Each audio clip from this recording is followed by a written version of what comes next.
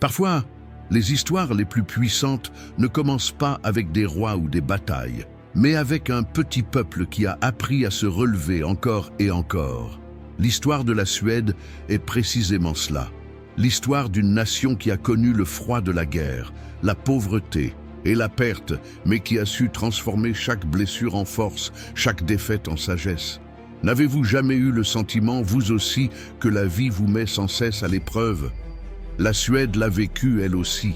Elle est tombée, elle s'est relevée, elle est retombée, jusqu'à ce qu'elle découvre que la véritable force ne réside pas dans la conquête, mais dans la reconstruction. Car l'histoire de ce pays nous enseigne que le progrès ne naît pas du privilège, mais du courage. Que même au cœur du plus long hiver, l'aube finit toujours par poindre. Et c'est précisément ce que nous allons explorer aujourd'hui.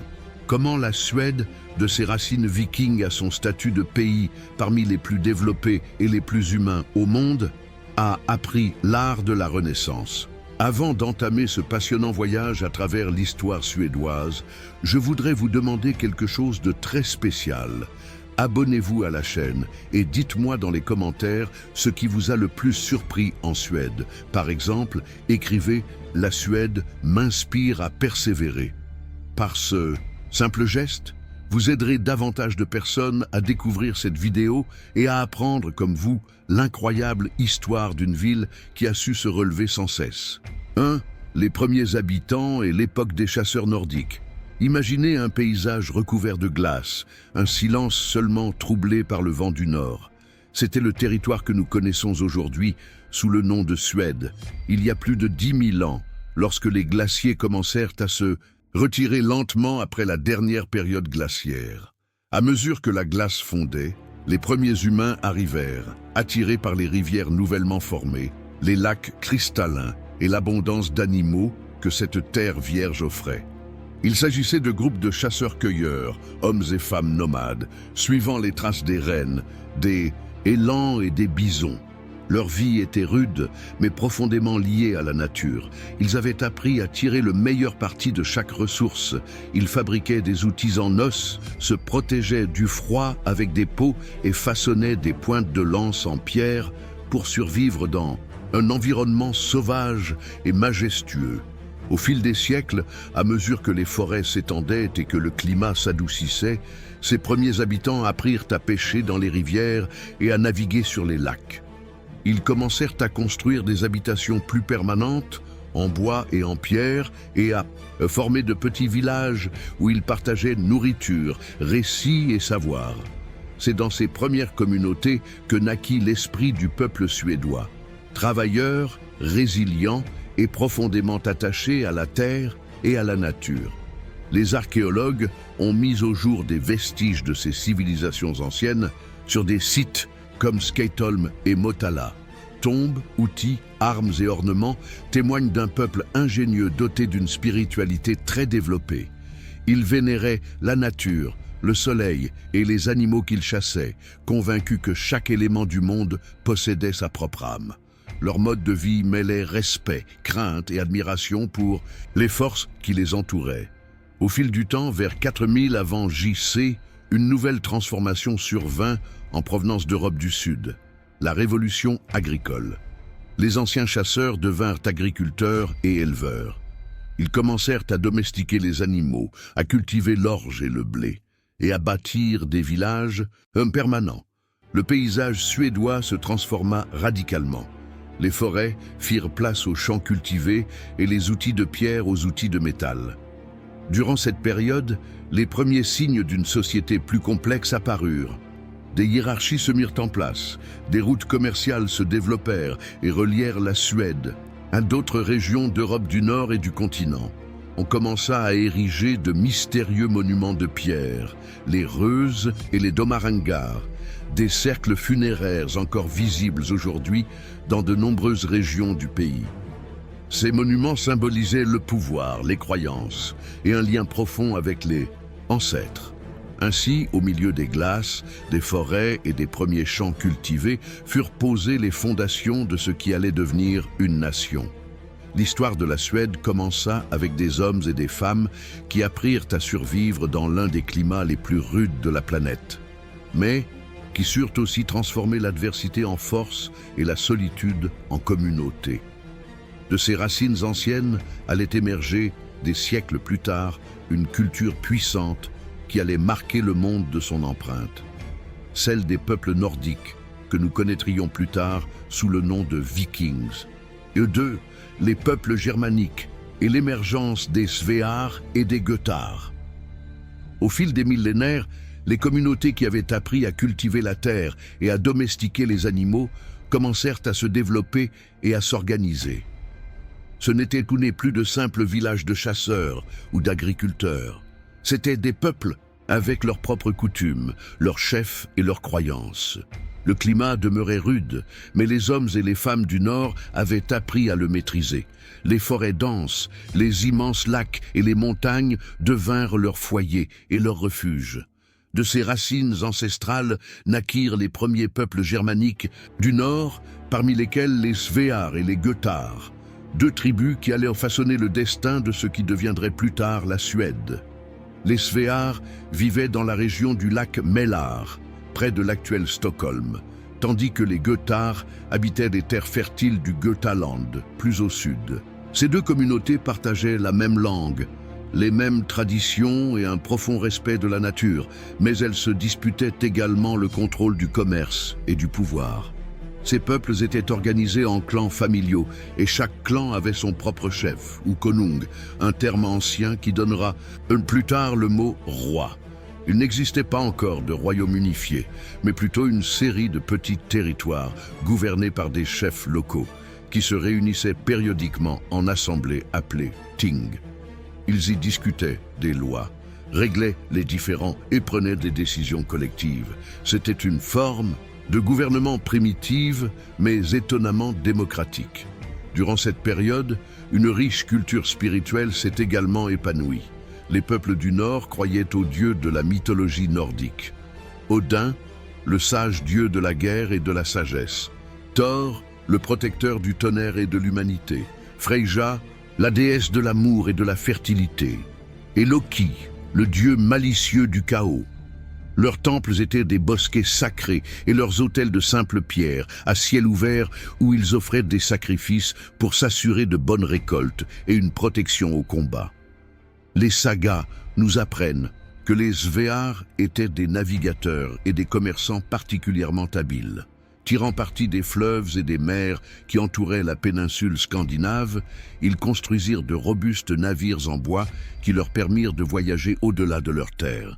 Ils échangeaient des fourrures, du fer et de l'ambre, un matériau très prisé dans l'Antiquité, contre des armes, des bijoux et des textiles importés du continent.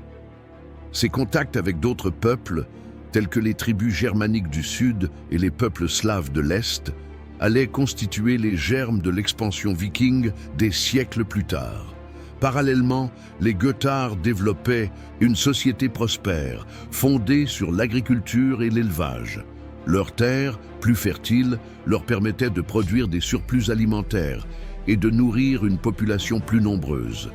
Cependant, les Svear, grâce à leur maîtrise du commerce et de la navigation, s'imposèrent peu à peu comme le groupe le plus puissant.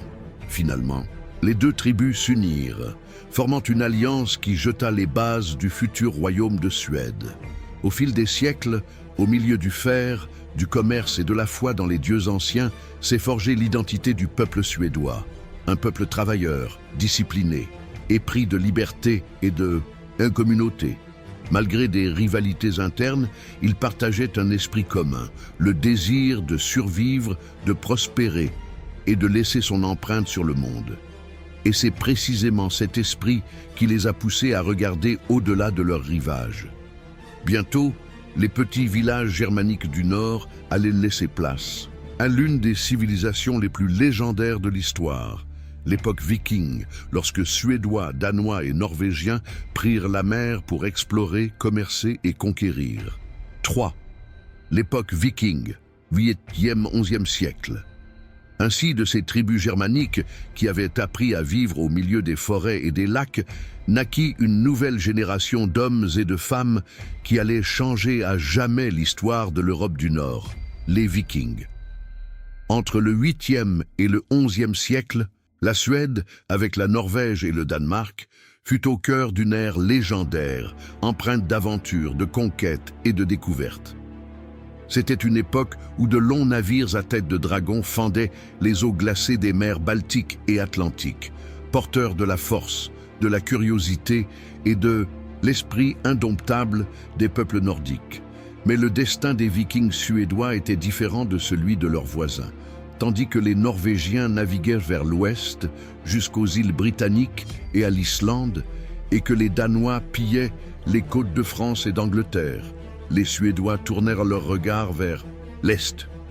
Remontant les grands fleuves de Russie, ces aventuriers suédois, connus sous le nom de Vareg, tracèrent des routes commerciales reliant la mer Baltique à la mer Noire et à l'Empire byzantin. Imaginez, des terres glacées de Scandinavie aux remparts dorés de Constantinople, les Suédois échangeaient fourrures, fer et ambre et revenaient chargés de soie, de vin, d'épices et de pièces d'argent. Ces Varegs n'étaient pas seulement des commerçants, ils étaient aussi explorateurs et guerriers. Ils fondèrent des forteresses et des colonies le long des fleuves et au fil du temps, certains s'établirent sur le territoire de l'actuelle Russie et de l'Ukraine.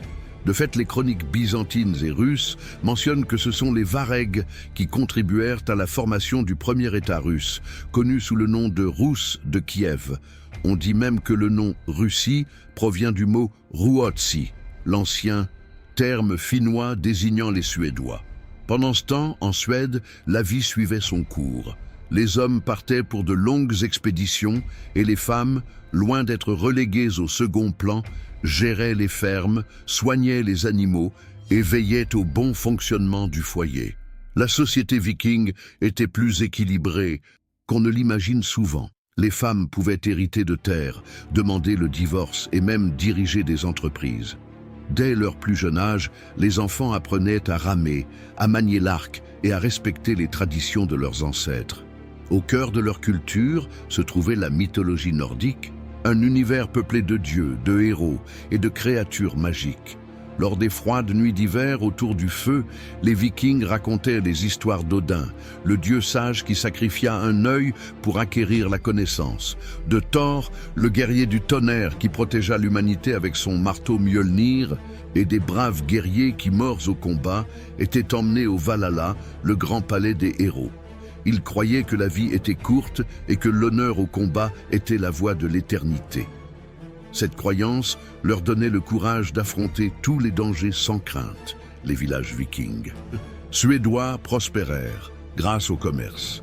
Des lieux comme Birka, situés sur une île du lac Mälar, devinrent des centres d'échange internationaux où l'on trouvait des marchandises provenant du monde entier.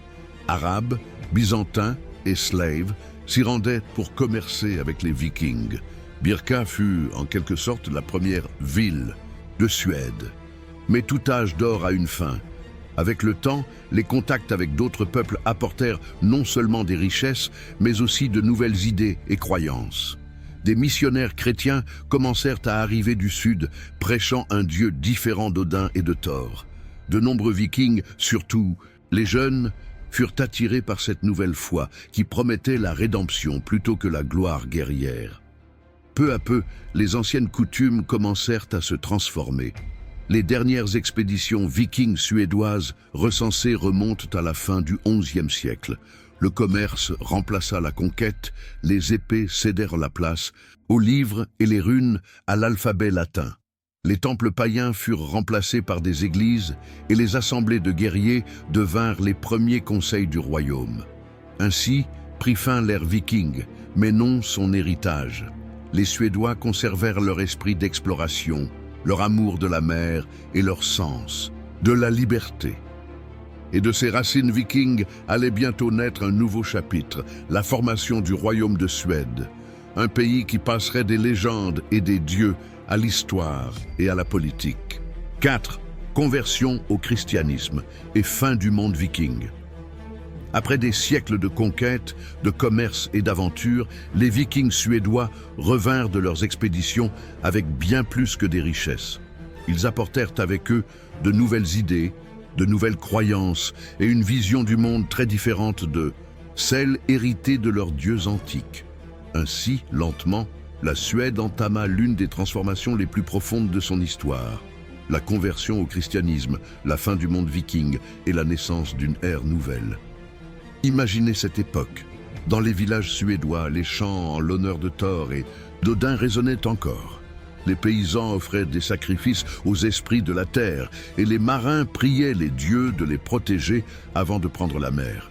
Mais dans les ports, les marchés et le long des routes commerciales, des hommes vêtus de simples robes et portant une croix autour, du coup commencèrent à apparaître. C'étaient des missionnaires venus d'Allemagne et d'Angleterre, porteurs d'un message de foi, de rédemption et d'espoir de vie éternelle après la guerre. Les premières tentatives de christianisation furent difficiles.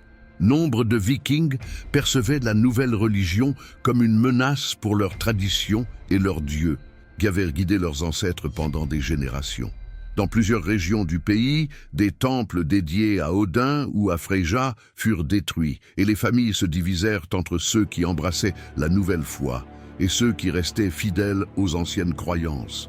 Les tensions étaient si vives que pendant un temps, le pays vécut dans une sorte de dualité spirituelle, mi-païen, mi-chrétien. Un moment décisif survint sous le règne d'Olof Skotkonung, à la fin du Xe et au début du XIe siècle. Ce roi, considéré comme le premier monarque chrétien de Suède, prit une décision qui allait changer le destin du pays. Il se fit baptiser dans la région de Husaby, dans l'actuel comté de Västergötland. Sa conversion n'était pas seulement un acte de foi, mais aussi une stratégie politique. Olof avait compris que si la Suède voulait faire partie du monde européen, elle devait s'intégrer à l'ordre chrétien qui dominait déjà le continent. Sous son règne, les premières églises en pierre furent construites et les premières pièces de monnaie à inscription chrétienne frappées. Ce fut aussi le début d'une nouvelle organisation sociale. Le pouvoir du roi se consolida grâce au soutien de l'Église et peu à peu, les anciens chefs locaux perdirent de leur influence. Le christianisme apporta non seulement de nouveaux temples, mais aussi de nouvelles lois, une morale différente et une vision du monde centrée sur la paix, le travail et l'obéissance à un Dieu unique. Dans les villages, les changements étaient perceptibles jour après jour. Les runes, ces anciennes lettres vikings, furent remplacées par l'alphabet latin. Les prêtres enseignèrent la lecture et l'écriture, et les anciens mythes nordiques commencèrent à être considérés comme des légendes du passé. On commença à célébrer Noël, Pâques et d'autres fêtes chrétiennes, dont beaucoup curieusement mêlaient d'anciens rituels païens aux nouvelles traditions. Cependant, la christianisation de la Suède fut un processus lent. Dans les régions du Nord, les paysans continuèrent longtemps à vénérer les anciens dieux, même en secret. Mais le changement était inévitable. Au fil des siècles, le christianisme s'imposa comme le fondement spirituel et culturel du pays. La fin du monde viking ne fut pas une défaite mais une transformation. Les guerriers devinrent agriculteurs, les marins marchands et les temples antiques églises. L'épée céda la place à la charrue et le tonnerre de Thor au son des cloches. La Suède entra ainsi dans une nouvelle étape, le Moyen-Âge, une époque où le pays allait commencer à s'organiser en un véritable royaume avec des lois, un système de gouvernement plus stable et une foi commune qui unirait son peuple sous un même symbole, la croix. Des runes et des dieux nordiques au latin. Et au christianisme, le peuple suédois avait accompli un bond en avant considérable. Cette transformation spirituelle ouvrit la voie à la prochaine grande étape de son histoire, la formation du royaume de Suède. Un instant avant de poursuivre cette histoire, avez-vous déjà vérifié si vous êtes abonné à la chaîne? Et si cette vidéo vous plaît, partagez-la avec vos amis ou sur vos réseaux sociaux. Par ce simple geste, vous aiderez davantage de personnes à découvrir l'histoire de la Suède, un voyage riche en leçons de force, de résilience et d'espoir. Votre soutien permet à cette histoire d'aller beaucoup plus loin. 5. La formation du royaume de Suède, au XIIIe siècle. Avec l'arrivée du christianisme et la fin de l'ère viking, la Suède cessa d'être une terre de clans guerriers et commença à se transformer en une entité bien plus vaste, un royaume unifié. Mais ce processus fut long et complexe. Il exigeait bien plus que la foi d'un roi ou le pouvoir de l'Église. Il fallait l'unité des lois communes et l'idée, encore nouvelle, que tous les peuples de ces terres appartenaient à une seule et même nation. Imaginez le paysage de cette époque. Le territoire suédois était encore divisé entre les anciennes régions du Sveaar au nord et du Götar au sud. Chacune avait ses propres coutumes, ses chefs et ses intérêts. Les routes étaient difficiles, les hivers rigoureux et les communications lentes. Dans de nombreuses régions, les paysans continuaient de vivre comme leurs ancêtres, cultivant la terre, pêchant, élevant des animaux et obéissant aux décisions du chef local.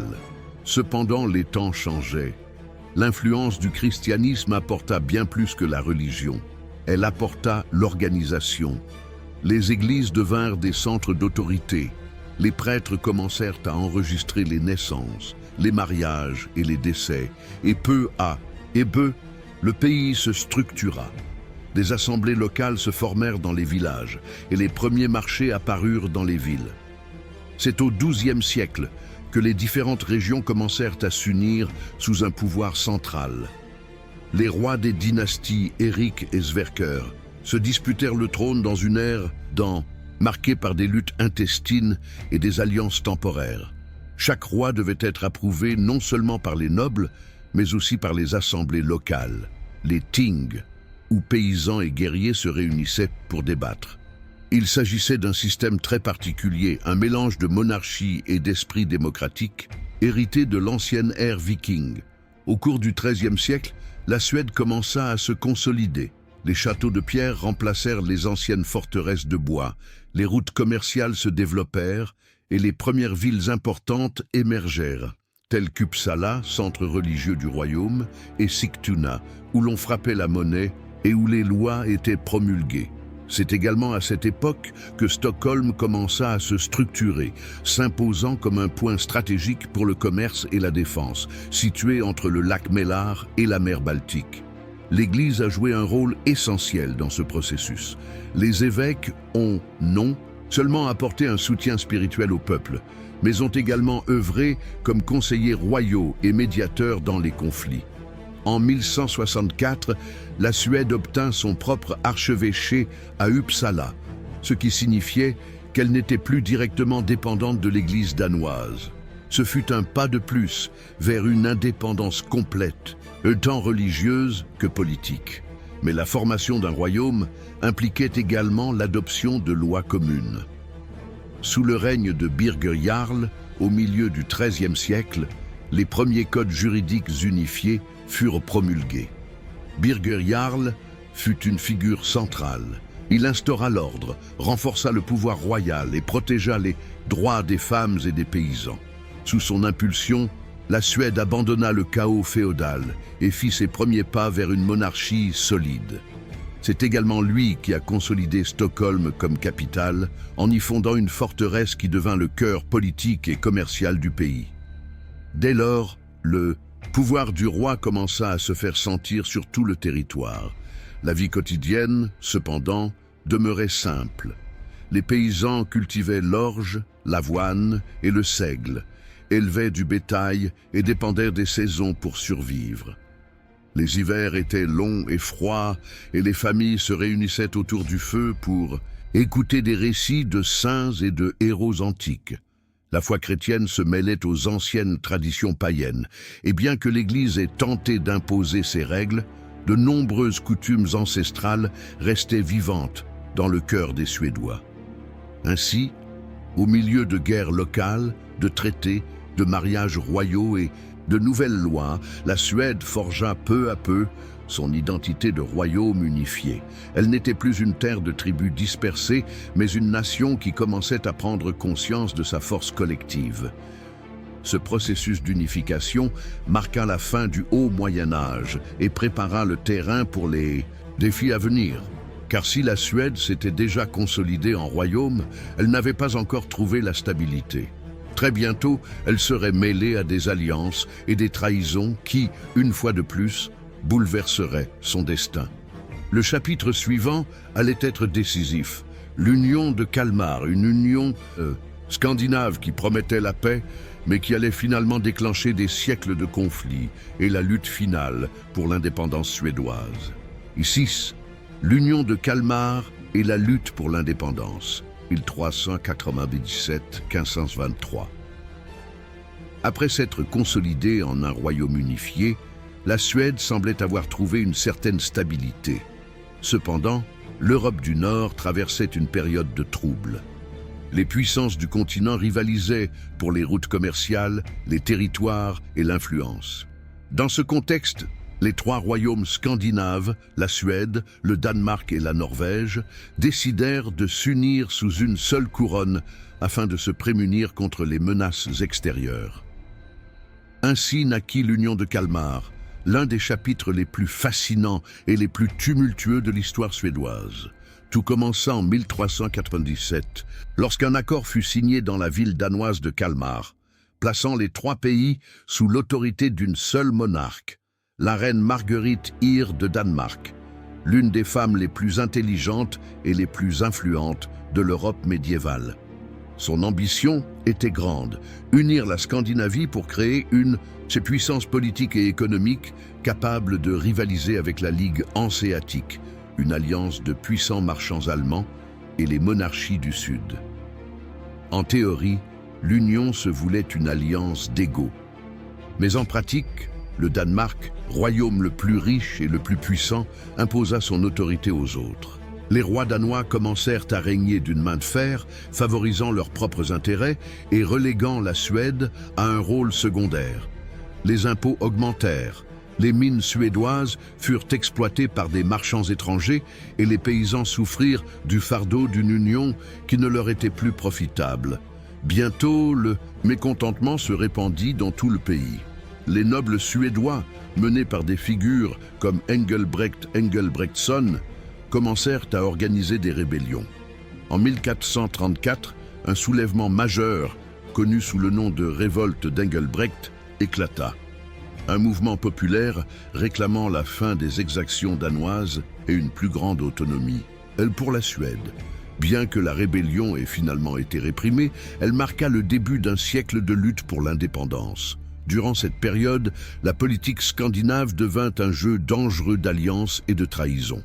Certains nobles suédois cherchaient à conclure des accords avec le Danemark pour préserver leurs privilèges, tandis que d'autres préféraient rompre définitivement l'union. Le peuple, las des guerres et des impôts oppressifs, était partagé entre espoir et résignation. Malgré les efforts déployés pour maintenir la paix, le conflit atteignit son point le plus sombre au début du XVIe siècle, sous le règne du roi danois Christian II, surnommé Christian le Tyran en Suède. Après la conquête de Stockholm en 1520, Christian organisa une cérémonie pour célébrer sa victoire. Il invita nobles, évêques et notables suédois à un grand festin.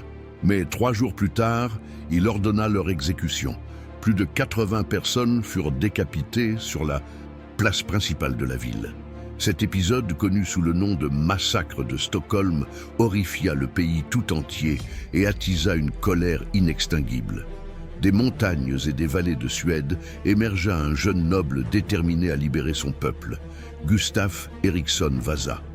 Fuyant les Danois, il se réfugia parmi les paysans et les mineurs, parcourant le pays en quête de soutien. Grâce à son charisme, son intelligence et un profond patriotisme, il parvint à unir les Suédois autour d'une cause commune, chasser les Danois et recouvrer leur indépendance. La lutte fut acharnée, mais leur chance sourit. En 1523, après des années de résistance, Gustav Vasa entra triomphalement dans Stockholm. Les Danois furent vaincus et l'union de Kalmar prit fin. La même année, Gustave fut proclamé roi de Suède, marquant la naissance d'une nation nouvelle, libre et indépendante. Mais sa victoire dépassait largement le cadre politique. Elle symbolisait l'éveil de l'esprit national suédois. Pour la première fois, le peuple se percevait non comme membre d'une union imposée, mais comme une nation dotée de sa propre identité, de sa propre langue, de ses propres traditions et de sa propre fierté. Gustav Vasa allait devenir le père de la Suède moderne, et son règne allait initier une transformation profonde qui allait changer non seulement la structure du pays, mais aussi son âme même. À partir de ce moment, la Suède allait entrer dans une nouvelle ère, plus puissante, plus unie et plus consciente d'elle-même. Sous la direction de Gustav Vasa, le pays allait franchir une étape décisive vers un autre changement monumental. La réforme protestante qui romprait avec l'Église catholique et consoliderait le pouvoir de la monarchie. 7. Gustav Vasa et la réforme protestante, la naissance de la Suède moderne, 1523-1560. Lorsque Gustav Vasa fut couronné roi en 1523, la Suède se relevait des ruines de la domination danoise. Le pays avait souffert des guerres, des trahisons et de la pauvreté, mais il avait aussi vu naître un nouvel esprit national. Cependant, la liberté ne suffisait pas. Il fallait désormais bâtir un État fort, stable et uni. Et pour y parvenir, Gustav Vasa devait relever son plus grand défi, transformer un royaume divisé et appauvri en une nation moderne. Gustave n'était pas un roi ordinaire. Stratège né, il était doté d'une vision claire et d'un caractère implacable.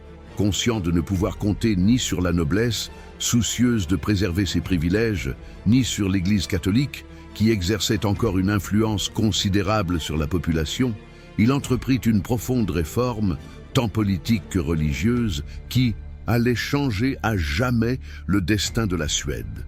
À cette époque, l'Église catholique contrôlait une grande partie des richesses du pays. Elle possédait des terres, percevait les impôts et exerçait une influence directe sur la population. Mais un vent de changement soufflait déjà en Europe. Les idées de Martin Luther se répandaient rapidement, contestant l'autorité du pape et promouvant une nouvelle foi, le protestantisme. Gustav Vasa voyait dans cette révolution religieuse une occasion idéale. En embrassant la réforme, il pourrait affaiblir l'Église, renforcer son propre pouvoir et, de surcroît, s'emparer de ses richesses. Ainsi, peu à peu, la transformation commença. En 1527, il convoqua le Riksdag de Västerås, une assemblée où il annonça que la Suède adopterait le luthéranisme comme religion officielle.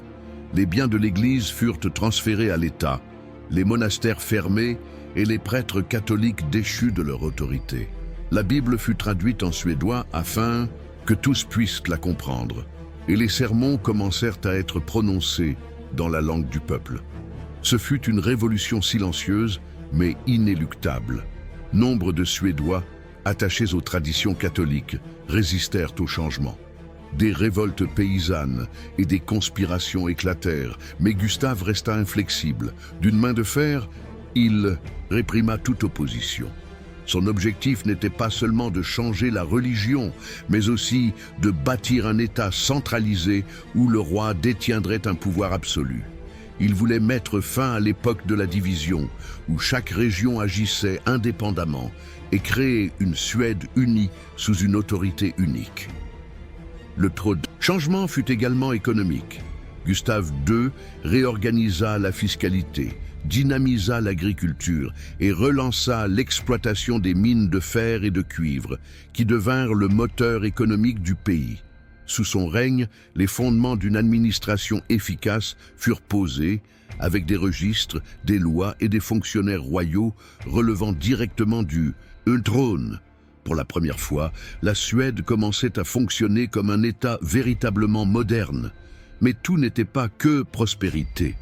Le caractère autoritaire et méfiant du roi rendait son règne de plus en plus rigide. Il contrôlait la presse, punissait sévèrement ses opposants et surveillait constamment la noblesse et le clergé. Malgré cela, le peuple le considérait comme le père de la nation, l'homme qui avait restauré la liberté et la dignité du pays. Gustav Vasa comprenait également l'importance de l'éducation et de la culture. Il soutint l'impression de livres en suédois, encouragea la lecture de la Bible et renforça l'usage de la langue nationale. Ce faisant, il contribua à forger une identité suédoise plus forte, où les Suédois ne se considéraient plus comme sujets de royaumes étrangers, mais comme membres d'une nation aux racines propres. À sa mort, en 1560, après un règne de près de 40 ans, Gustav Vasa avait profondément transformé la Suède. D'un pays divisé et dépendant avait émergé un État fort, protestant et centralisé. Le roi fut inhumé dans la cathédrale d'Uppsala, et son héritage resta à jamais gravé dans l'histoire comme celui du fondateur de la Suède moderne. Cependant, après sa mort, la situation changea. Ses enfants n'héritèrent ni de sa sagesse, ni de sa prudence. Le trône revint à son fils aîné, Éric XIV, un jeune homme brillant mais instable, dont le règne allait marquer le début d'une ère de conflits, d'ambitions démesurées et de guerres qui allaient une fois de plus mettre à l'épreuve le destin de la Suède. 8. Éric XIV et les guerres baltes, 1160-1568. À sa mort en 1560, Gustav Vasa laissa une Suède unie, puissante et imprégnée d'une nouvelle foi protestante. Mais il laissa aussi un défi immense, préserver l'héritage qu'il avait bâti. Son fils aîné, Éric XIV, hérita non seulement de la couronne, mais aussi de tensions internes, d'une ambition démesurée et d'une responsabilité qui pesait comme une montagne. Éric XIV était un homme brillant, cultivé et ambitieux. Polyglotte, passionné de musique, d'astronomie et de science, il rêvait de faire de la Suède une puissance d'Europe du Nord, mais son intelligence s'accompagnait d'un trait dangereux, un esprit instable et impulsif, marqué, avec le temps, par la paranoïa. À peine monté sur le trône, Éric chercha à étendre la puissance suédoise au-delà de ses frontières. À cette époque, la mer Baltique était au cœur du commerce nordique. Fer, bois, céréales et or, de Scandinavie et d'Europe de l'Est y transitaient. Contrôler cette mer, c'était contrôler la richesse et l'influence de toute la région. La Suède était en compétition avec de puissants rivaux. Le Danemark, qui rêvait encore de reconquérir sa domination sur les Suédois, et la Russie, gouvernée par le redoutable Ivan le Terrible. De petites puissances émergentes, comme la Pologne-Lituanie, convoitaient également le Nord. Au milieu de cet échiquier de royaumes et d'ambitions, Éric XIV décida que la Suède devait être la maîtresse de la Baltique. En 1563, la guerre de 7 ans éclata dans le nord du Danemark, un conflit brutal opposant la Suède, le Danemark et Lübeck. Cette guerre dévasta les campagnes, vida les caisses royales et plongea la population dans la souffrance. Les villes côtières furent attaquées à maintes reprises. Les paysans enrôlés de force et les armées suédoises traversèrent des terres froides et marécageuses, en proie à la faim et aux maladies. Éric était un roi déterminé mais aussi méfiant. Au fil des ans, sa paranoïa s'accentua. Il soupçonnait ses frères, en particulier Johan, duc de Finlande, qui entretenait des relations avec la Pologne par l'intermédiaire de son épouse, Catherine Jagellon, une princesse catholique. Cela le rendait furieux. Il voyait des complots partout. Les tensions familiales dégénérèrent en tragédie. Fou de rage et de folie, Éric emprisonna son frère Johan, craignant qu'il n'usurpe le trône. Mais le pire était à venir. En 1567, dans un accès de fureur incontrôlable, le roi ordonna l'assassinat de plusieurs nobles de la famille Sture, les accusant faussement de trahison. Cet événement, connu sous le nom de banquet sanglant d'Uppsala, horrifia toute la Suède. Le roi, rongé par le remords et le regret, sombra dans une profonde dépression. Alors que le pays restait plongé dans la guerre et le chaos, son autorité s'effondra. Lassés de son comportement erratique, les nobles complotèrent pour le destituer. En 1568, son propre frère, Johan, mena une rébellion. Éric fut capturé et déposé. Il passa le reste de sa vie en prison et mourut en 1577, probablement empoisonné. Le règne d'Éric XIV fut bref, mais il laissa une empreinte profonde. La Suède avait démontré son ambition de dominer la Baltique au prix d'un sacrifice considérable. La guerre avait épuisé les réserves du pays et semé la discorde.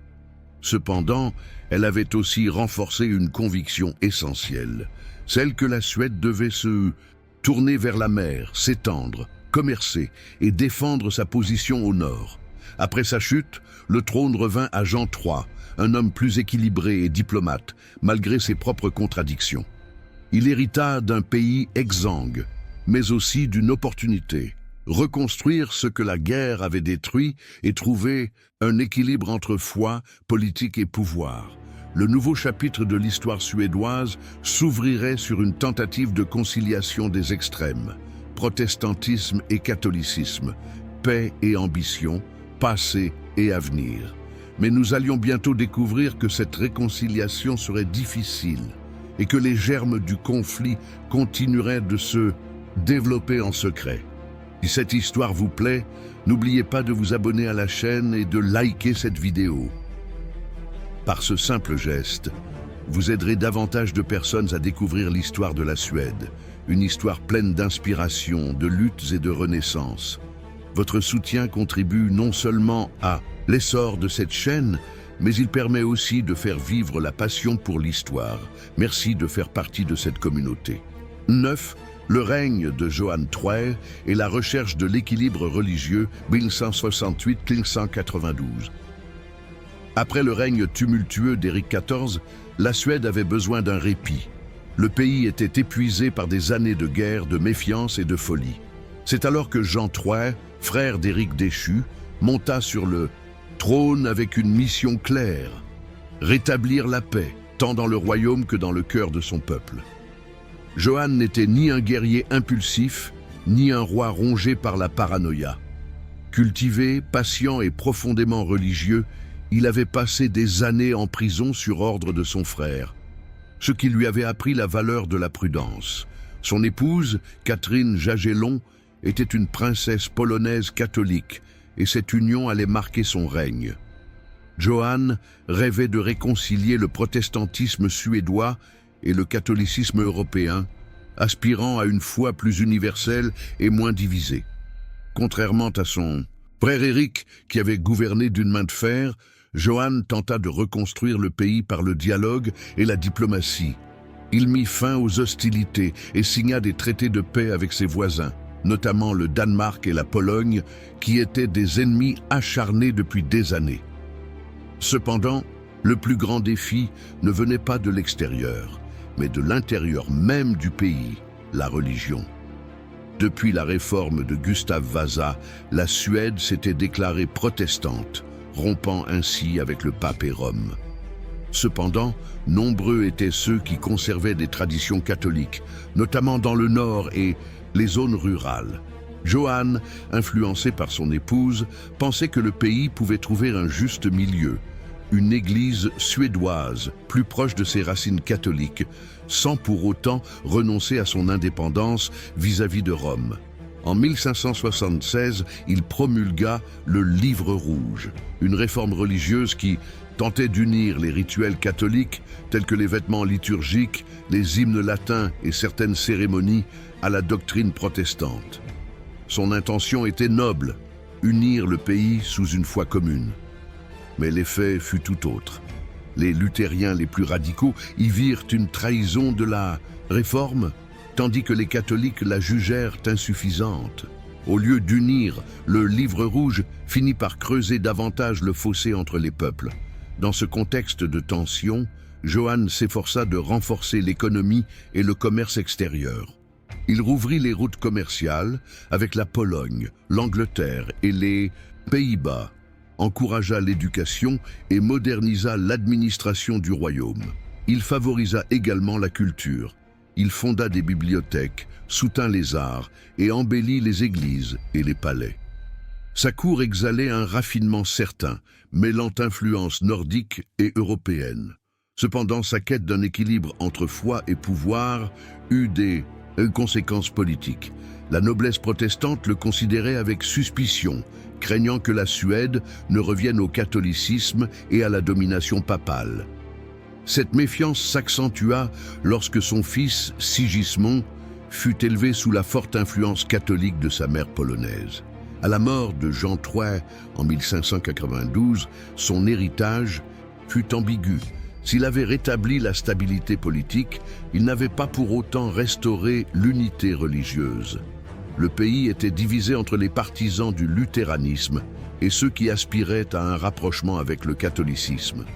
S'ensuivit l'une des périodes les plus tendues de l'histoire suédoise, lorsque le trône revint à son fils Sigismond, roi polonais et catholique d'une nation profondément protestante. Le rêve de Johann de concilier les extrêmes s'est finalement mué en un combat entre la croix et la couronne, entre la foi et la politique. Un combat qui allait décider non seulement du destin religieux du pays, mais aussi de son identité nationale.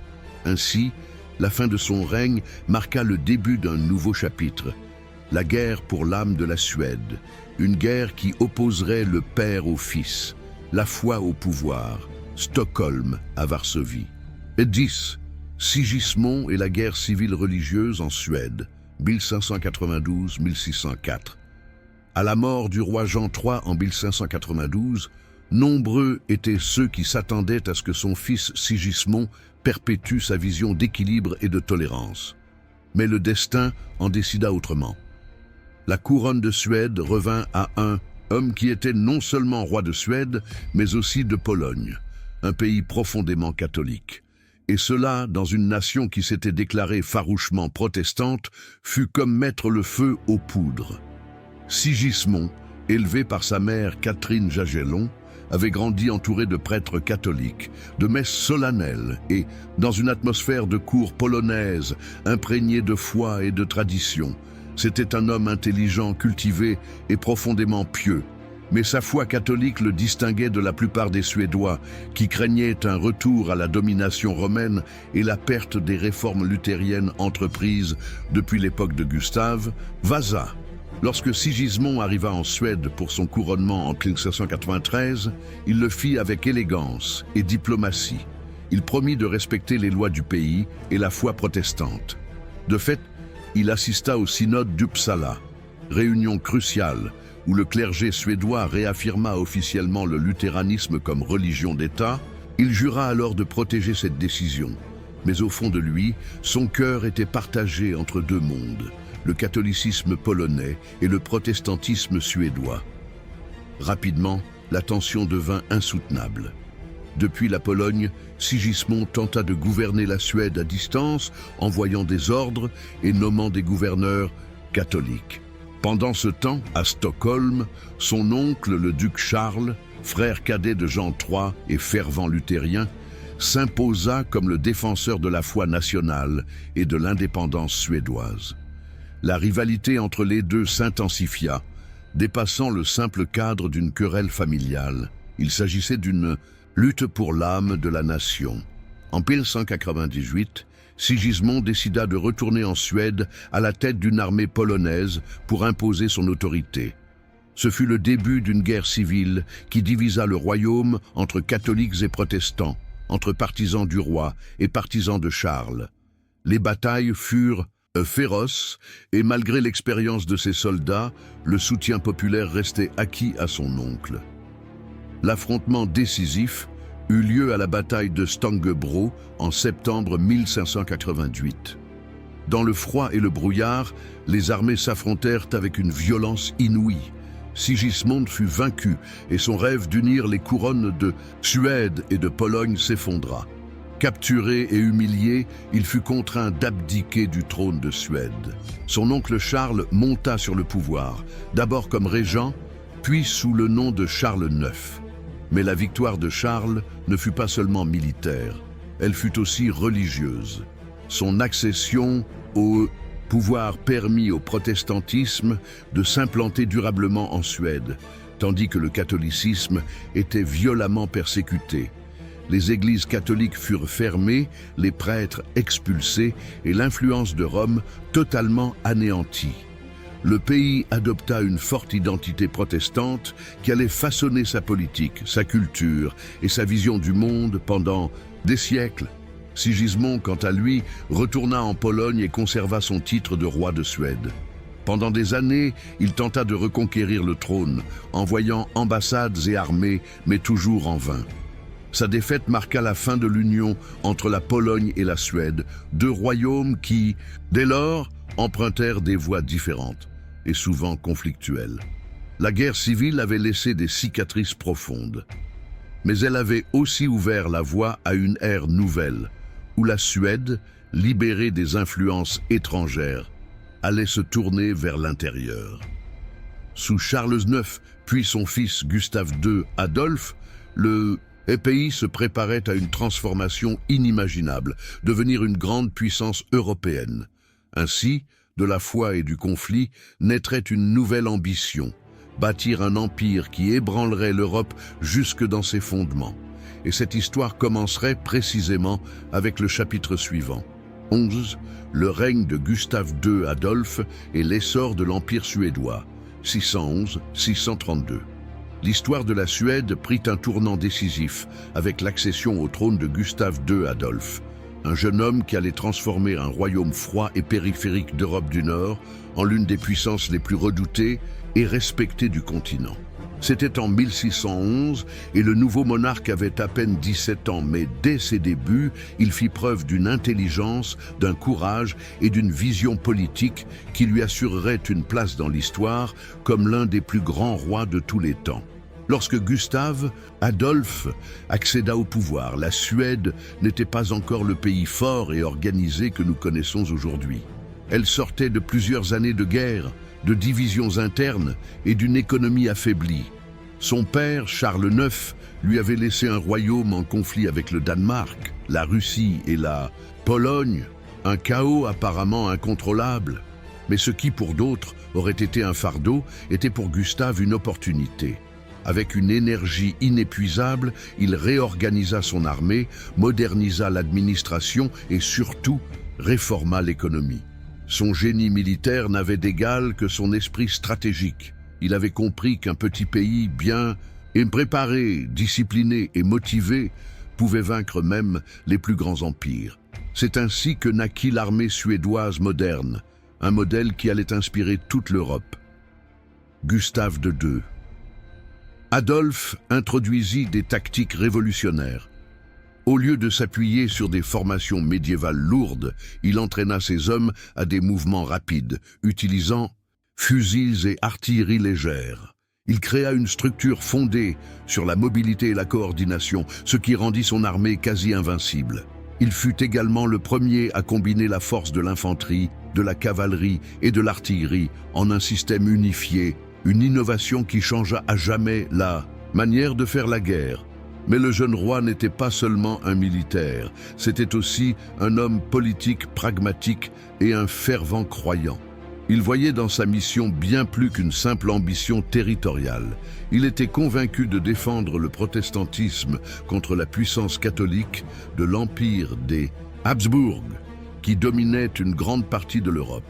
Ainsi, sous son règne, la Suède devint la protectrice de la foi protestante, un rôle qui lui conférerait prestige et alliance dans toute l'Europe du Nord.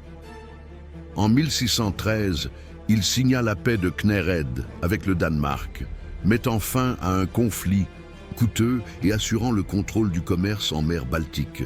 Il tourna ensuite son attention vers l'Est et le Sud. Il lutta contre la Russie et la Pologne, consolidant les frontières suédoises et contrôlant des territoires clés autour de la Baltique. Chaque victoire renforça sa réputation et la richesse du pays, qui commençait à prospérer grâce au commerce maritime et à l'exportation de fer, de cuivre et de bois. Mais le moment décisif survint en 1630, lorsque Gustave II Adolphe intervint dans la guerre de 30 ans, un conflit dévastateur qui secouait l'Europe centrale. À la tête d'une armée disciplinée et motivée, il débarqua en Allemagne, déterminé à enrayer la progression du catholicisme impérial. Il fut accueilli en sauveur par les princes protestants allemands qui voyaient en lui l'espoir de résister au tout-puissant empereur Ferdinand II. Pendant 2 ans, ses campagnes furent légendaires. Il vainquit l'armée impériale lors de batailles mémorables telles que Breitenfeld 1631 et Lutzen 1632, où il fit preuve d'un génie tactique et de qualité de chef exceptionnelle. À Breitenfeld, son armée mit en déroute les forces du général Tilly, changeant le cours de la guerre et hissant la Suède au rang de grande puissance européenne. Cependant, la gloire avait un prix.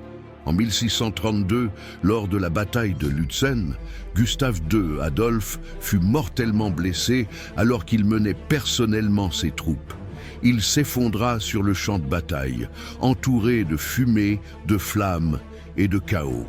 Sa mort fut un coup dur pour la Suède et pour tous les protestants d'Europe.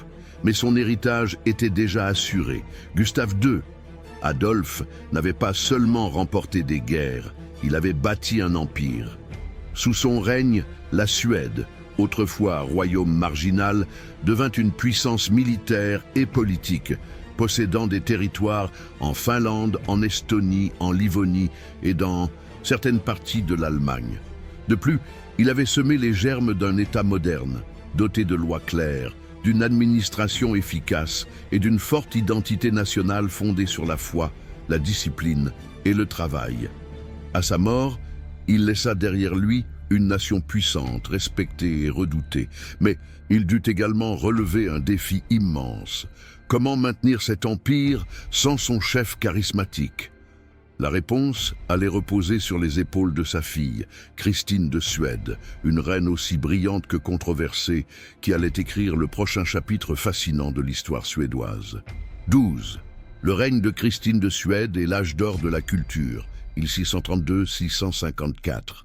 Lorsque Gustave II Adolphe tomba à la bataille de Lutzen en 632, la Suède perdit son plus grand guerrier, mais gagna une figure tout à fait différente, sa fille, Christine de Suède, qui allait changer le visage du pays non pas par les épées et les canons, mais par l'art, le savoir et la pensée. Christina n'avait que 6 ans lorsque son père mourut. Dès lors, elle fut élevée avec un objectif clair, perpétuer son héritage. Mais son éducation fut loin d'être celle des autres jeunes filles de son époque. Christina apprit le latin, le grec, la philosophie, l'histoire et la politique, et fut formée à l'art de gouverner. Intelligente, curieuse et dotée d'une personnalité intense, elle était presque indomptable. Dès son plus jeune âge, elle affirmait ne pas vouloir être une reine parée de bijoux, mais une souveraine sage, un esprit libre dans un corps de femme. Durant son enfance, la Suède était en pleine guerre de 30 ans et le pays avait besoin de stabilité. Le gouvernement était donc administré par un conseil de régents, dirigé par le grand chancelier Axel Oxenstierna, l'un des hommes les plus brillants du royaume. Il maintenait la structure mise en place par Gustave II Adolphe, un État fort, doté d'une administration efficace et d'une armée redoutable.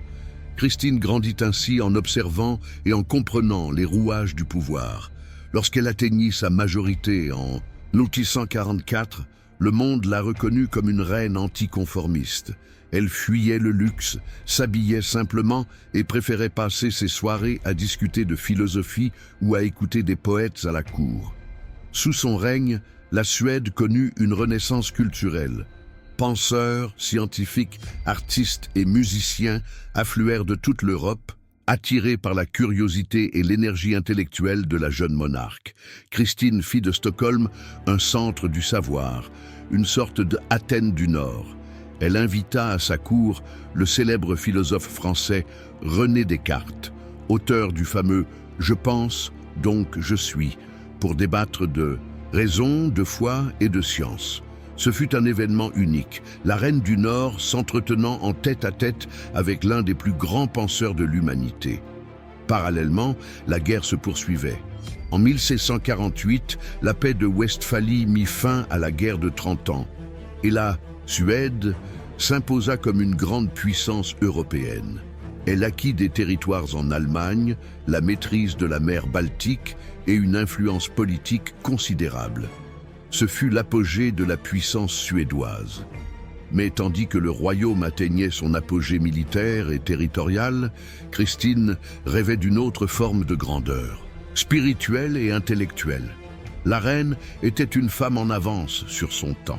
Elle ne souhaitait ni se marier, ni avoir d'enfants, ni partager le pouvoir. Elle affirmait que son âme n'était pas faite pour le mariage, ni pour la routine. Ses conseillers insistaient pour qu'elle se marie afin d'assurer sa succession, mais elle refusa systématiquement. Selon ses propres mots, « Le mariage me paraît une prison, et je suis née pour être libre ». Sa cour était imprégnée d'art, de livres et de discussions, mais aussi de tensions. Nombre de nobles ne comprenaient pas ses idées, et le peuple la percevait comme une reine distante et excentrique. Son intérêt pour la philosophie et le catholicisme, dans un pays profondément protestant, commença à éveiller la méfiance. Christine se sentait de plus en plus isolée sur son trône. En 1654, elle accomplit un acte qui stupéfia le monde.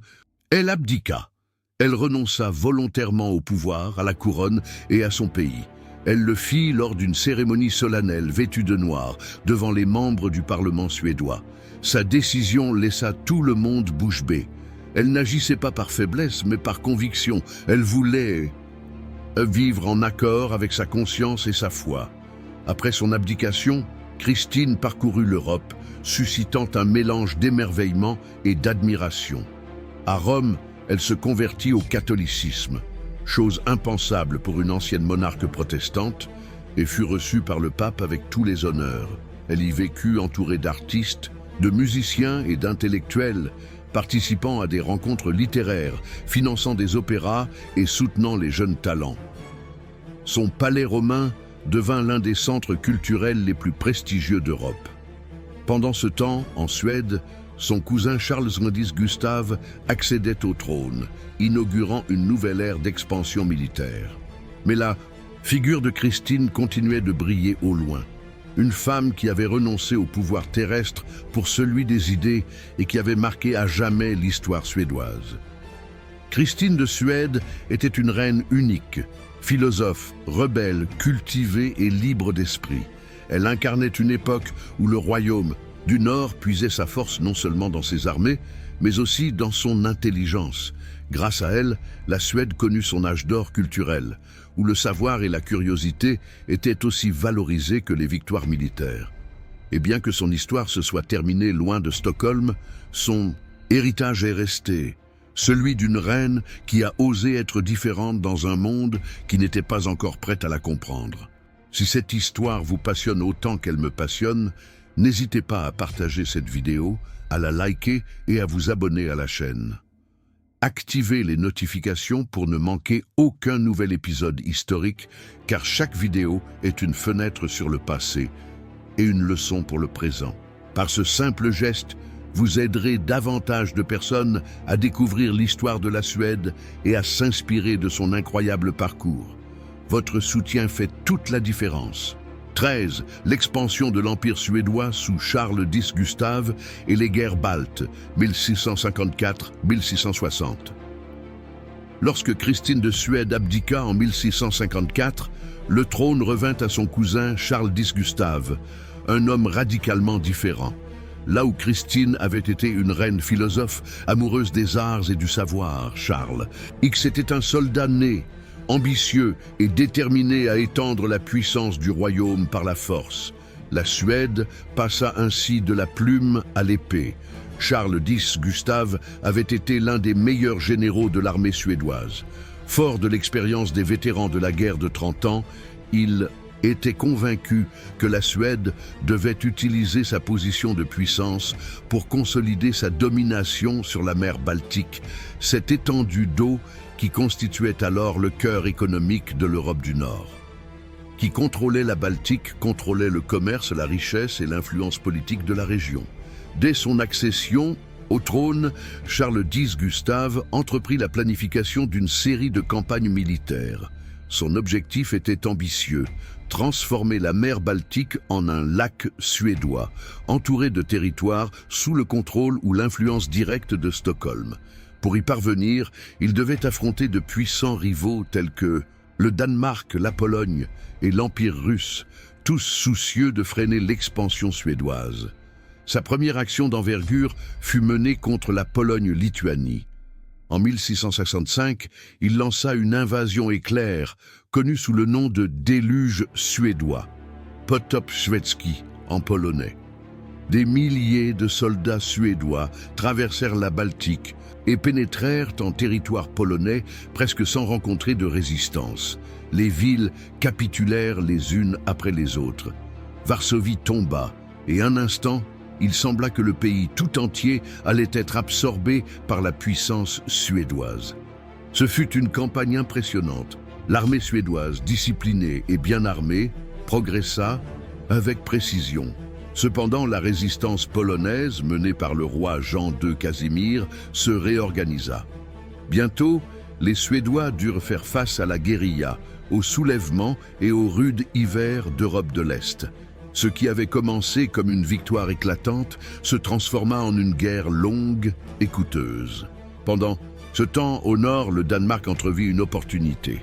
Croyant la Suède préoccupée par la Pologne, il décida d'attaquer. Mais Charles X Gustave réagit avec une audace surprenante. Durant l'hiver 1658, l'armée suédoise accomplit l'un des exploits les plus étonnants de l'histoire militaire, la traversée de la mer Baltique gelée. Imaginez la scène, des milliers de soldats, de chevaux et de canons progressant sur la glace, dans un froid glacial, tandis que le vent du nord fouettait le sol. C'était une manœuvre extrêmement risquée, mais elle fut couronnée de succès. Les Suédois atteignirent le cœur du Danemark et forcèrent l'ennemi à capituler. Il en résulta le traité de Roskilde, 1658, l'un des plus grands triomphes de l'histoire suédoise.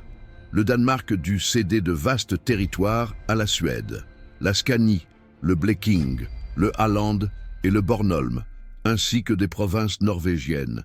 Un instant, le rêve d'un empire balte sembla se réaliser. Cependant, l'ambition de Charles X Gustave était sans limite. À peine avait-il signé le traité qu'il décida d'attaquer de nouveau le Danemark pour s'emparer de Copenhague, la capitale. Cette fois, la chance ne lui sourit pas. La résistance danoise fut farouche et les puissances européennes intervinrent pour empêcher la Suède de dominer tout le nord. Épuisé par les campagnes et malade, le roi mourut en 1660, à peine 6 ans après son accession au trône. Sa dépouille fut ramenée à Stockholm avec les honneurs d'un héros, mais sa mort plongea le pays dans le désarroi. Malgré sa courte vie, Charles X Gustave laissa une empreinte indélébile. Sous son règne, la Suède atteignit son apogée territorial, englobant des portions de Norvège, de Finlande, du nord de l'Allemagne, d'Estonie, de Lettonie et de vastes régions de Pologne. Le pays était respecté et craint dans toute l'Europe. Cependant, cet héritage eut aussi des conséquences. L'Empire était trop vaste, ses guerres avaient épuisé les caisses de l'État et les paysans supportaient de lourds impôts pour financer l'armée. La Suède avait certes acquis de la puissance, mais à un prix exorbitant.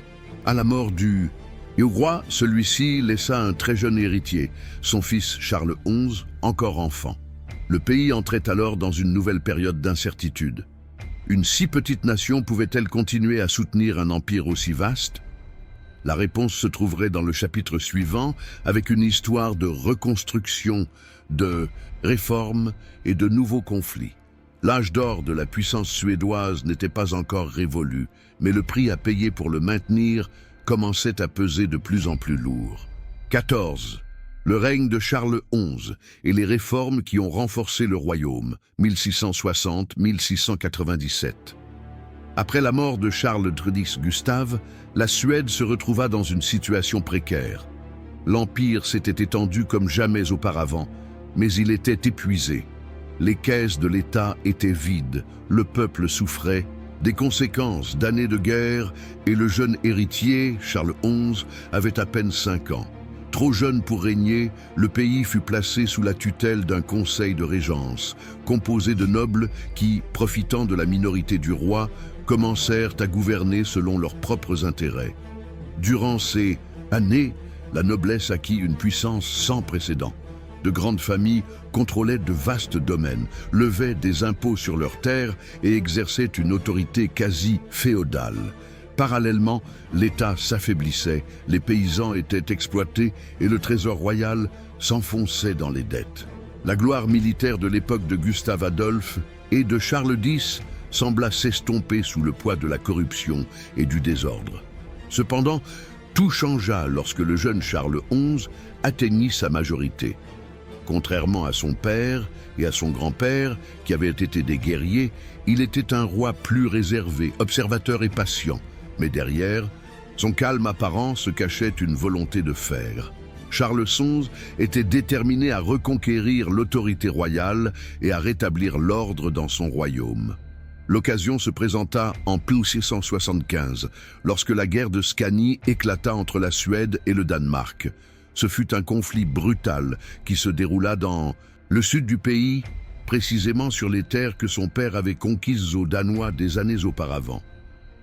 Au début, la Suède semblait vouée à la défaite.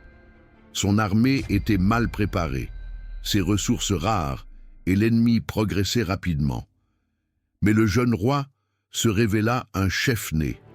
À seulement 20 ans, Charles XI prit personnellement le commandement de l'armée, réorganisa les troupes et les mena au front. En 1676, il remporta une victoire décisive à la bataille de Lund, l'une des plus sanglantes de l'histoire scandinave. Malgré le froid glacial et les pertes considérables dans les deux camps, les Suédois tinrent bon et forcèrent les Danois à battre en retraite. Ce triomphe changea le cours de la guerre et consolida la réputation du jeune monarque. Avec la signature du traité de paix en 1679, Charles XI rentra à Stockholm en héros. Mais au lieu de se reposer sur ses lauriers, il entreprit une profonde transformation intérieure du pays. Il savait que la Suède ne pouvait plus compter sur les guerres pour maintenir sa puissance. Elle devait consolider ses fondements de l'intérieur. Il commença par s'attaquer au pouvoir de la noblesse. Par une mesure audacieuse appelée « réduction », le roi ordonna que la couronne restitue une grande partie des terres concédées aux nobles. Ce faisant, il recouvra des richesses perdues et limita l'influence des familles les plus puissantes. Ce fut une initiative risquée, mais efficace. Le pouvoir revint au trône. Il réforma ensuite l'administration de l'État, mit en place un système fiscal plus efficace, réorganisa le système judiciaire et améliora la gestion des finances. Son objectif était clair, faire de la Suède un pays autosuffisant, capable de subvenir aux besoins de son armée et de son économie sans dépendre des emprunts étrangers. Charles XI modernisa également l'armée. Il instaura le système des Indelningsverket, selon lequel chaque région du pays était tenue de maintenir un certain nombre de soldats, garantissant ainsi une force militaire permanente et bien entraînée, toujours prête à défendre le royaume. Grâce à ces réformes, l'armée suédoise redevint l'une des plus disciplinées d'Europe, désormais soutenue par une base nationale plutôt que par des ambitions impériales. De plus, le roi favorisa le développement agricole, encouragea l'éducation religieuse et améliora les conditions de vie dans les campagnes. Souverain austère et profondément religieux, il était animé d'un sens aigu du devoir. Il ne recherchait ni le luxe ni la gloire, mais l'ordre et la stabilité. Sous son règne, la Suède cessa d'être un empire incontrôlé et se transforma en un État solide et bien gouverné. Sur le plan international, Charles XI évita les conflits majeurs. Tirant les leçons des erreurs de son père, il privilégia le maintien de la paix avec ses voisins et se concentra sur le renforcement de l'économie et de la défense intérieure. Ce fut une période de reconstruction et de tranquillité qui permit au pays de se remettre des décennies de guerre. À sa mort, en 1687, à l'âge de 41 ans, il laissa derrière lui un royaume transformé.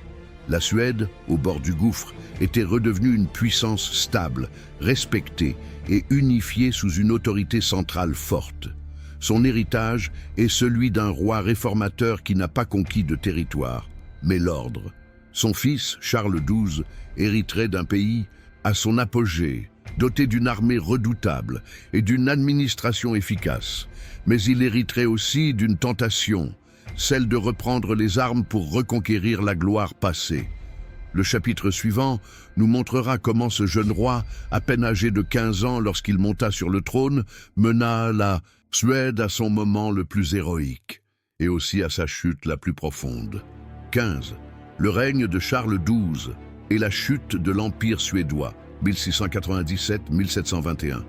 À sa mort en 1687, Charles XI laissa derrière lui un royaume ordonné, prospère et puissant. La Suède était une puissance respectée dans toute l'Europe. Elle disposait d'une armée disciplinée, d'une économie solide et de frontières sûres.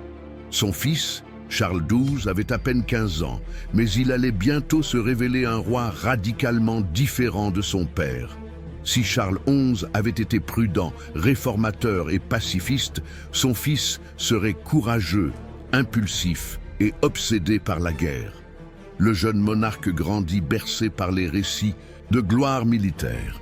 Il admirait Gustave II Adolphe, le lion du Nord, et rêvait de revivre l'époque où la Suède dominait les champs de bataille européens.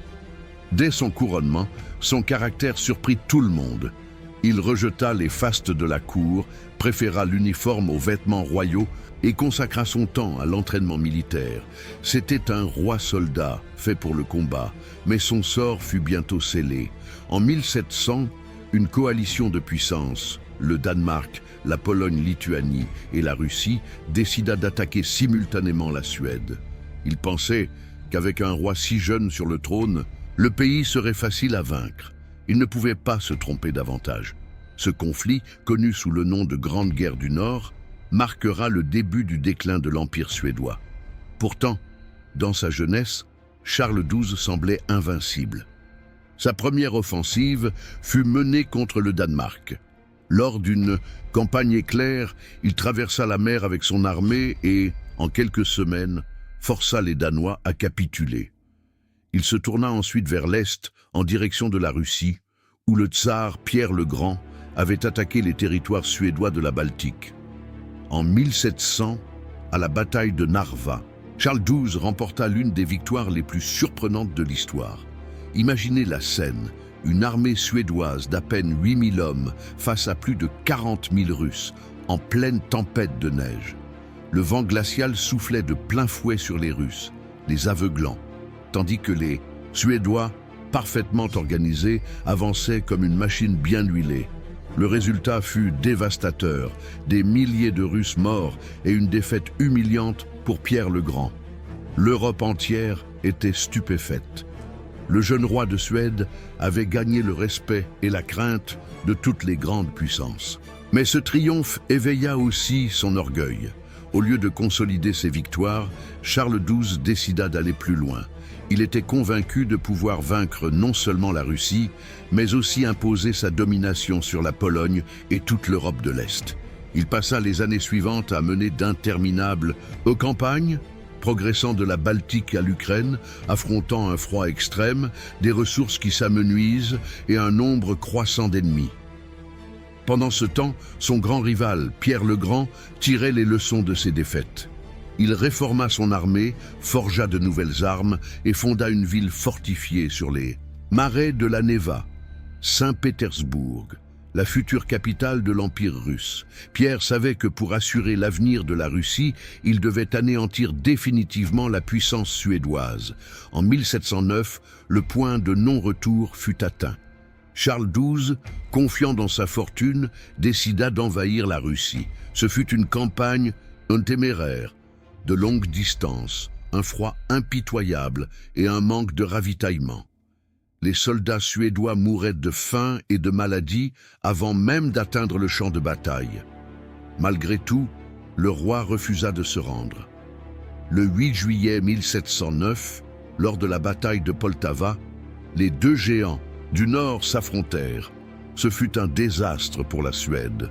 L'armée, épuisée et en infériorité numérique, fut complètement vaincue. Des milliers d'hommes furent tués ou faits prisonniers.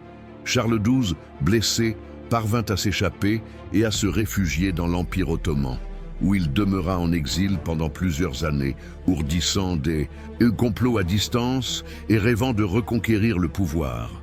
Durant son absence, l'Empire suédois commença à s'effondrer. La Russie occupa les territoires baltes, la Pologne se réorganisa sous un nouveau roi et le Danemark menaça de nouveau les côtes suédoises. Ce qui avait été un puissant empire commença à se fragmenter. En 1714, Charles XII revint en Suède. Il avait été absent pendant plus de 5 ans et le pays qu'il retrouva avait profondément changé. L'économie était en ruine, le peuple épuisé par les impôts et les guerres, et l'armée décimée. Mais le roi, obstiné comme toujours, ne renonça pas à son rêve. Il prépara une ultime campagne contre la Norvège, espérant ainsi recouvrer son prestige perdu. Ce fut sa dernière aventure. En 1718, alors qu'il inspectait les tranchées durant le siège de la forteresse de Fredriksten, une balle lui transperça la tête. Il tomba raide mort. Certains disent qu'il s'agissait d'un tir ennemi, d'autres qu'il fut tué par ses propres hommes, las de tant de guerre. Quoi qu'il en soit, sa mort marqua non seulement la fin d'un roi, mais aussi celle de toute une époque. Le traité de Nystad, signé en 1721, mit fin à la Grande Guerre du Nord. La Suède perdit la plupart de ses territoires situés hors de la péninsule scandinave, et l'Empire russe s'imposa comme la nouvelle puissance dominante en Europe du Nord. La Suède, autrefois empire, devint une nation plus modeste, centrée sur son développement intérieur. Mais si sa puissance militaire déclina, un héritage demeura. Le courage, la discipline et la fierté d'un peuple qui, pendant un siècle, avait défié les plus grandes puissances mondiales. Le règne de Charles XII fut une tragédie héroïque. Son audace mena la Suède à la gloire, puis à la ruine. Pourtant, sa figure demeure vivante, dans la mémoire collective comme celle du dernier grand roi guerrier du Nord, le jeune homme qui croyait que le destin de sa nation était écrit au bout d'une épée. Et bien que l'Empire se soit effondré, l'histoire de la Suède entamait un nouveau chapitre, celui de sa renaissance. En tant que nation moderne, fondée non pas sur les conquêtes, mais sur l'intelligence, l'innovation et la paix. L'histoire de la Suède nous rappelle qu'aucun hiver ne dure éternellement. Ce pays a enduré guerre, famine et pertes, mais n'a jamais renoncé à sa volonté de se relever. Et peut-être l'avez-vous ressenti vous aussi à un moment donné. Le poids de tout recommencer, la peur de manquer de force, le doute quant à l'opportunité de persévérer. La Suède nous apporte la réponse. Oui, cela en vaut la peine, car il n'y a pas de souffrance qui ne puisse se transformer en apprentissage, ni d'échec qui ne puisse devenir un tremplin. Aujourd'hui, cette nation jadis en ruine est un symbole d'équilibre, de bien-être et d'humanité. Et son message est clair, peu importe le nombre d'épreuves que la vie nous impose, l'important est la façon dont on choisit de se reconstruire. Et maintenant, je veux connaître votre avis. Dites-moi dans les commentaires ce que vous avez pensé de cette histoire de la Suède. Avec ce petit geste, en plus d'aimer et de vous abonner à la chaîne, vous aiderez davantage de personnes à découvrir cette vidéo et à s'inspirer de cette incroyable histoire de dépassement de l'adversité et de renaissance. Votre commentaire pourrait être l'étincelle qui donnera envie à quelqu'un d'autre de découvrir cette histoire. Merci de m'accompagner dans cette aventure.